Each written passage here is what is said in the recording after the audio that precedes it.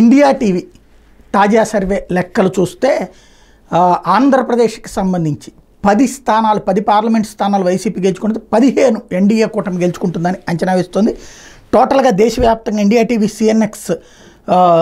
లెక్క ఏంటంటే తెలంగాణలో బీజేపీ 6, కాంగ్రెస్ 8, ఇతరులు 3, ఆంధ్రాలో బీజేపీ కూటమి 15, కాంగ్రెస్ 0, వైఎస్ఆర్ కాంగ్రెస్ పార్టీ 10 గెలుచుకుంటుందని, కేరళలో బీజేపీ 3, కాంగ్రెస్ 11, లెఫ్ట్ 6 గెలుచుకుంటుందని, తమిళనాడులో BJP 4, BJP LIS 2, DMK 17 గెలుచుకుంటుందని, Congress party 8, ADMK 4 గెలుచుకుంటాయని, పంజాబ్లో బీజేపీ 3, కాంగ్రెస్ 1, ఆప్ 8, శిరోమణి అకాలీదళ్ 1 గెలుచుకుంటుందని, కర్ణాటకలో బీజేపీ 23, కాంగ్రెస్ 5, మహారాష్ట్రలో బీజేపీ కూడా 39, కాంగ్రెస్ 9, గుజరాత్లో బీజేపీ 26కి 26, రాజస్థాన్లో బీజేపీకి 25కి 25, MP BJP 28, Congress 1, Chhattisgarh BJP 11, Congress 0, Goa BJP 2, Congress 0, Bihar BJP 34, RJD 6, Uttar Pradesh BJP 76, Samajwadi party 4,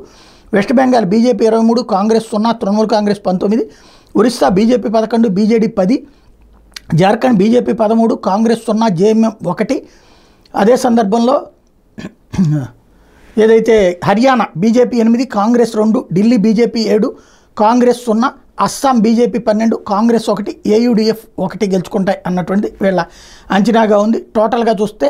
Bharatiya Janata party నేతృత్వంలోని ఎన్డీఏ ప్రభుత్వం భారీగా మెజార్టీతో అధికారంలోకి రాబోతుంది అన్నటువంటిది వీళ్ళు ఇచ్చినటువంటి సర్వే.